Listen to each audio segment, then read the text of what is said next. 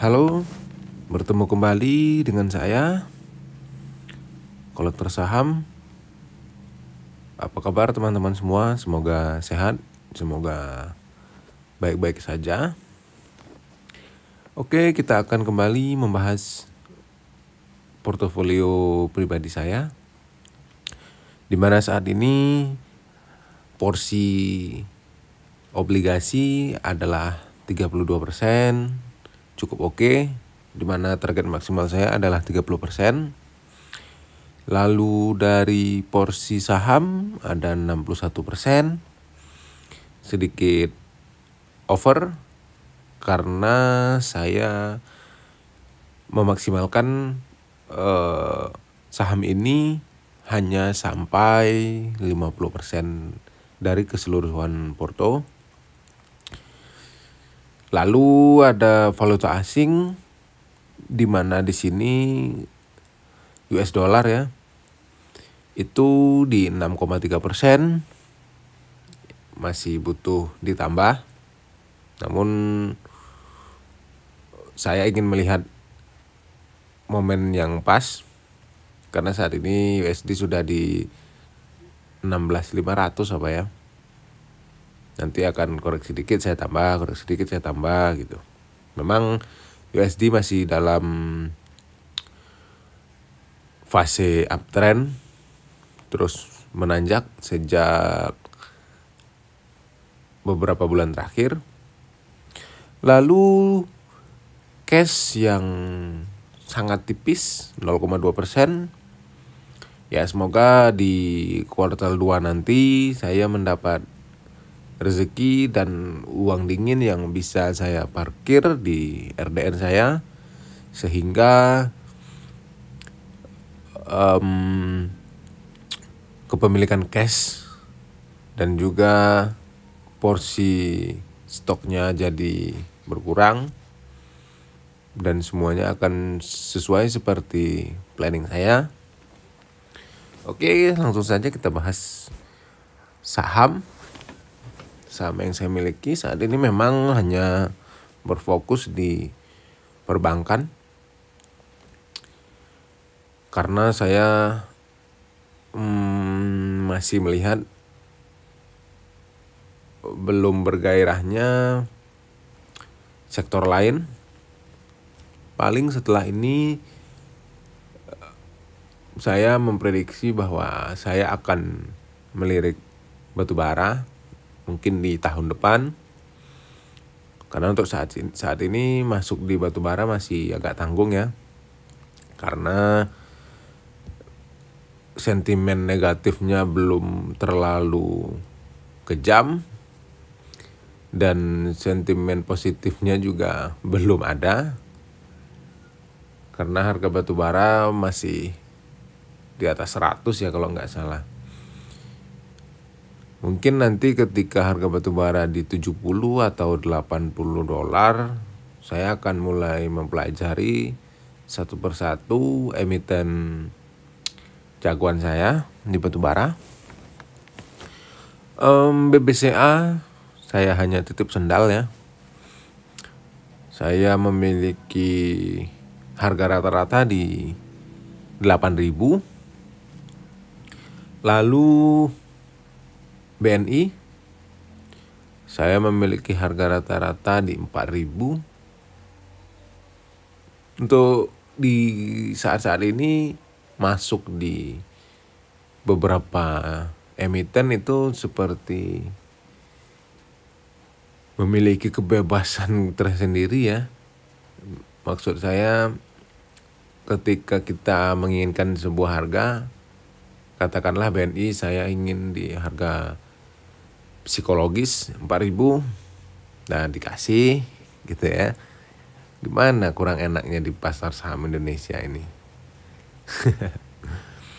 Lalu BRI seperti biasa masih di Palung Mariana. Saya memiliki average di 4.200-an ke atas ya, hampir 4.300. Namun karena porsinya yang sudah besar, jadi saya tidak begitu bernafsu untuk averaging down. Paling saya akan averaging down nanti ketika BRI berada di bawah 3.500, di bawah harga right issue 2021 ya. Sangat menarik. Berbahagialah teman-teman yang memiliki BRI di harga rata-rata katakanlah 3.400 sampai 3.800, itu luar biasa. Simpan 20 tahun sudah hidup enak itu.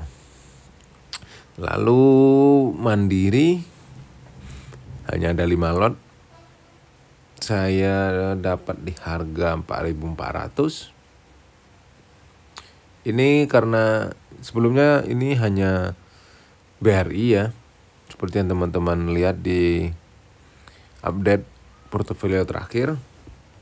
Namun beberapa waktu lalu saya sempat top up karena ada rezeki.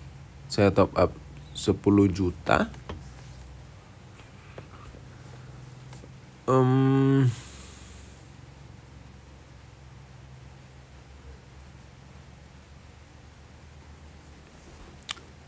Jadi saya tidak menyisakan RDN setelah itu.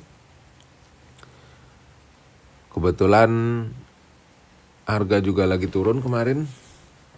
Ya inilah untuk sementara saham saya minus 12,7% secara keseluruhan.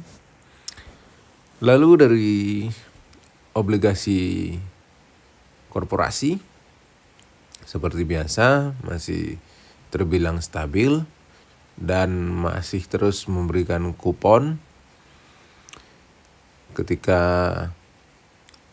saham tidak henti-hentinya turun. Obligasi saya terus memberikan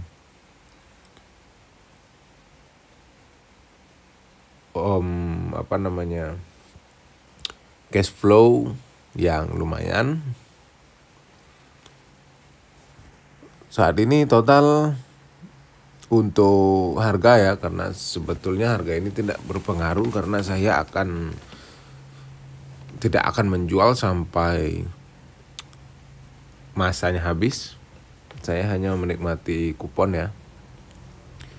Ya lumayan lah untuk saat ini. Ada hijau begini cukup membuat psikologi terbantu untuk sedikit lebih tenang ya. Oke, lanjut. Yang terakhir kita akan membahas detailnya. Dimana total setelah top up 10 juta beberapa waktu lalu dan ditambah saya membeli USD, itu saya memiliki total modal investasi yaitu 170 juta, di mana saham menurun 12% menjadi 98.980.000, dan obligasi di 30%-nya ya, ini 51.577.840. Dan cash ya bisa dibilang nggak ada ya, ini 237.000. Dan dividen atau kupon yang sudah saya terima sejauh ini 3.200.000-an. Namun di Maret ini kayaknya ada lagi nih, karena ini kan akhir kuartal ya. Di kuartal pertama biasanya pabrik-pabrik kertas itu, perusahaan-perusahaan kertas itu jadwalnya begitu ya. Nanti kita lihat dan akan kita update. Lalu ada USD $581. Saat ini floating minus secara keseluruhan karena net asset value saya itu 160.395.000-an setelah ditambah kupon, dividen, floating profit di obligasi dan lain-lain, itu 160 jutaan. Jadi floating minus secara total adalah 9.604.769 atau minus 5,64%. Apa yang Anda lihat, jika Anda lebih perhatikan bahwa dalamnya minus di saham sebenarnya tidak begitu mempengaruhi ya. Maksudnya masih akan dipengaruhi lagi oleh hal lain di dalam portofolio saya, karena portofolio saya tidak hanya berisi saham. Seperti yang Anda lihat, dari total sekitar minus berapa tadi sahamnya, 14 jutaan, dan dihitung secara keseluruhan yang telah saya dapatkan dari kupon dan lain-lain, saya hanya minus 9 juta. Itu adalah sebuah manfaat dari diversifikasi yang saya lakukan. Dan jika semua ini tetap ya, dan di Maret nanti atau di awal April dividen dari perbankan cair, tentu floating secara keseluruhan saya tidak 9 juta lagi, mungkin hanya 3 jutaan tinggal. Karena dividen yang dibagikan perbankan saya lumayan oke, karena porsi saham perbankan cukup besar dalam portofolio saya. Ya, begitulah investasi. Volatilitas, ketakutan, dan kepuasan berada dalam satu jalur. Dinikmati saja, dan ya begitulah investasi. Semoga Indonesia membaik. Nanti kita akan coba membuat video tentang bagaimana pandangan saya ke depan. Bukan tentang Indonesia ya, maksudnya bagaimana planning investasi saya dalam kondisi saat ini begitu ya. Karena bulan puasa saya agak lumayan jarang ngerekam video ya. Oke, cukup sekian. Semoga video ini memberikan insight yang positif bagi teman-teman. Disclaimer, ini bukan ajakan atau larangan. Ini hanya sharing portofolio pribadi saya. Semoga bertemu di lain waktu. Sampai jumpa.